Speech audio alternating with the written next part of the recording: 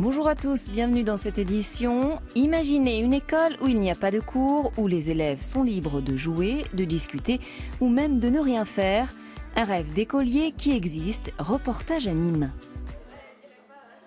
Dans cette école, aucun professeur, aucun programme, seulement des élèves de 3 à 17 ans, maîtres de leur emploi du temps.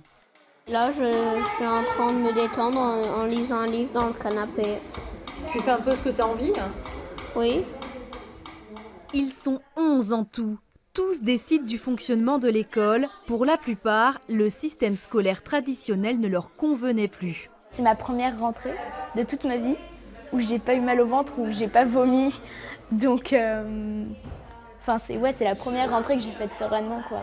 Effectivement, ce type d'école pour nous est importante parce qu'on veut faire la différence et qu'on considère qu'aujourd'hui le système n'est pas forcément adapté aux enfants. Cette école démocratique n'est pas nouvelle. Elle trouve ses fondements dans les années 70 aux États-Unis. Sa particularité repose sur l'autonomisation et la responsabilisation des enfants. Tu veux bien faire la salle noire avec Arthur, la salle des petits? Qu'est-ce que vous faites là en fait? On est en train de chercher une tâche à faire aujourd'hui pour Lily, parce qu'elle n'avait pas de tâche de ménage. Et les enfants font leur ménage avec nous. En fait, on est tous membres de l'école, et donc chaque membre a une tâche à faire par jour. L'école est privée hors contrat. Elle n'est donc pas tenue de suivre le programme de l'éducation nationale.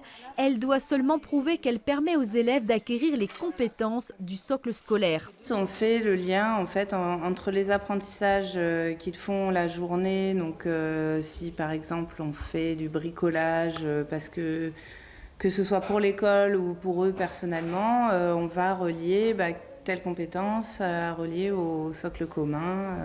Les élèves peuvent, s'ils le désirent, se présenter aux examens en candidat libre. On recense actuellement un peu moins de 40 écoles démocratiques en France. En Dordogne, on applique le principe du pollueur-payeur. D'ici 2021, le syndicat de traitement des déchets envisage de mettre en place une tarification incitative, une redevance proportionnelle au volume des détritus produits par chaque foyer. Bref, plus vous jetterez, plus vous paierez. Le tout, c'est d'avoir la solution technique la plus sûre pour les habitants. Effectivement, de garantir qu'ils ne paieront que les ordures qu'ils mettront dans leur container et pas celles qui seront mises éventuellement par les voisins dans leur container. La collecte sera comptabilisée avec une puce ou une carte. Lieu de vie et d'accueil, une épicerie solidaire a fait son apparition dans l'Aude, dans la petite commune de Montserrat. Un commerce entièrement géré par des bénévoles. Ils sont une cinquantaine d'habitants à se relayer chaque semaine. Un bon moyen de maintenir un service de proximité dans nos campagnes. C'est l'heure de pointe à l'épicerie de Montserrat. Le seul commerce de détail du village a rouvert en mai après 6 mois de fermeture. Un soulagement pour les habitants. Quand on a mon âge et qu'on ne conduit pas une voiture, c'est très pratique. C'est nécessaire même. Derrière la caisse, Claudine, une retraitée. Car ici, tous les travailleurs sont des bénévoles qui donnent de leur temps au service de l'association qui gère l'épicerie. Il faut quand même bien des personnes qui se dévouent pour avoir quelque chose dans le village. Parce que s'il n'y avait pas de bénévoles, peut-être qu'il n'y aurait plus d'épicerie. Dans ce village de 600 habitants en pleine Corbière, de nombreux épiciers se sont succédés sans jamais parvenir à trouver l'équilibre. Alors, quand la mairie lance fin 2017 un appel d'offres pour trouver de nouveaux commerçants, des habitants proposent un projet original et associatif. Il y avait cette idée de penser que finalement, les anciens commerces, c'était la nouvelle utopie et que notre projet qui semblait utopique était le projet le plus réaliste. Donc c'est comme ça en tout cas qu'on a vendu le projet à la mairie. La commune met le local à disposition et paye les factures d'eau et d'électricité. Le reste, ce sont les 50 bénévoles qui s'en occupent.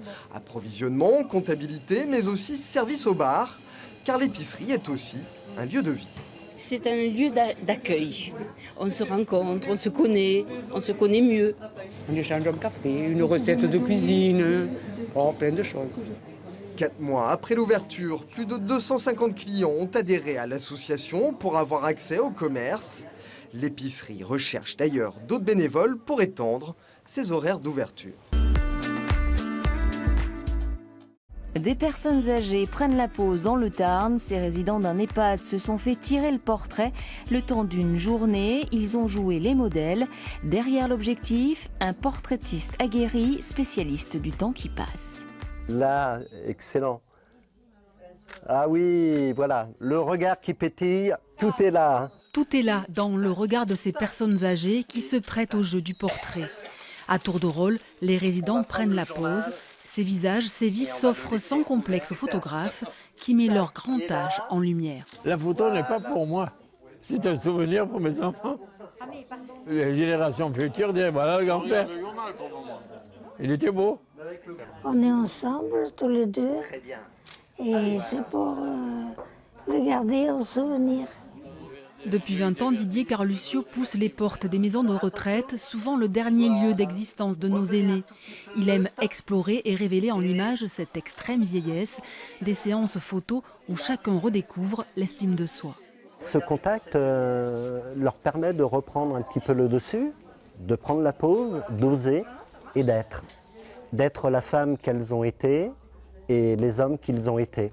Des modèles d'un jour souvent fiers d'avoir osé s'exposer malgré leur grand âge. J'ai vaincu ma peur, ma crainte de faire la photo. Donc j'ai fait un pas en avant là. C'est en développant la photo que je me rends compte si tout va bien. Fière, oui, premièrement pour mes enfants, qui le verront voir leur grand-mère ou leur arrière-grand-mère avec le chapeau joli. L'image des gens qui vieillissent, c'est souvent quelque chose qui est vu de manière négative, mais on veut montrer que dans la vieillesse, il y a aussi des choses belles, de la beauté. Des clichés bientôt exposés dans l'établissement, chacun s'étonnera sûrement de la grande force de ces photographies où la vie résonne.